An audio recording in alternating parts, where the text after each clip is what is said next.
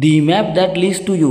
இன்றைக்கி நம்ம மூவி ரிவ்யூவில் இந்த படத்துடைய ரிவ்யூ தான் பார்க்க போகிறோம். இந்த படம் அமேசான் பிரைமில் தமிழ் டப்பில் அவைலபிளாக இருக்குது. மறக்காமல் செக் அவுட் பண்ணி பாருங்கள்.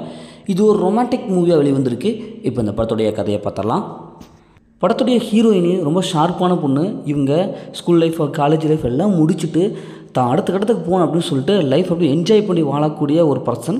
இவங்க ஒரு ட்ரிப் போகலான்னு சொல்லிட்டு ஐரோப்பாவுக்கு ட்ரிப் போகிறாங்க. அங்கே தான் நம்ம ஹீரோவை பார்க்குறாங்க. ஒரு ரயிலில் பார்க்குறாங்க. 2 பேரும் பேசுகிறாங்க, பழகுறாங்க, ஃப்ரெண்ட்ஷிப் ஆகுது.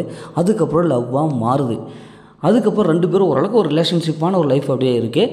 இந்த லைஃப்பில் அவங்க ஏகப்பட்ட சம்பவம்லாம் நடக்குது. இப்போ இந்த சம்பவம்லாம் என்ன, இந்த சம்பவத்துக்கு அப்புறம் இவங்க சேர்ந்தாங்களா இல்லை பிரிஞ்சாங்களா, இறுதியில் என்ன ஆச்சு அப்படிங்கிறது தான் இந்த படத்துடைய ஒன்லைன்.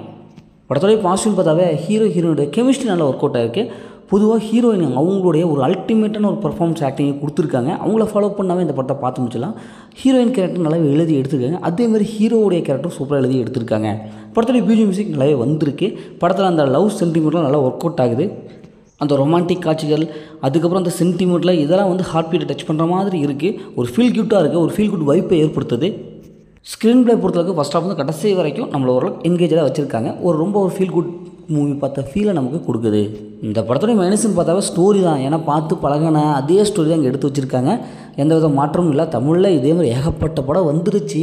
இருந்தாலும் அதை வந்து ஸ்க்ரீன் ப்ளே, அந்த லொக்கேஷனல் இதெல்லாம் பார்க்கும்போது ஒரு புதுசாக பார்க்குற ஒரு ஃபீலை கொடுத்துருக்காங்க. இன்னும் கொஞ்சம் ஃபஸ்ட் ஹாஃப் தான் கொஞ்சம் ஸ்லோவாக இருக்குது. இன்னும் கொஞ்சம் ஸ்பீடு கொடுத்துருக்கலாம். அதேமாதிரி கொஞ்சம் மிடில் கொஞ்சம் ஸ்லோனஸ் தெரியுது. மற்றபடி இவங்க எந்த இடத்துலையும் அந்த ஸ்லோனஸ் கொண்டு வரவே இல்லை. எனக்கு சூப்பரான ஒரு ஃபீல் குட் மூவி வேணும் அப்படிங்களுக்கு இந்த படம் ஒரு தர மூவி தான்.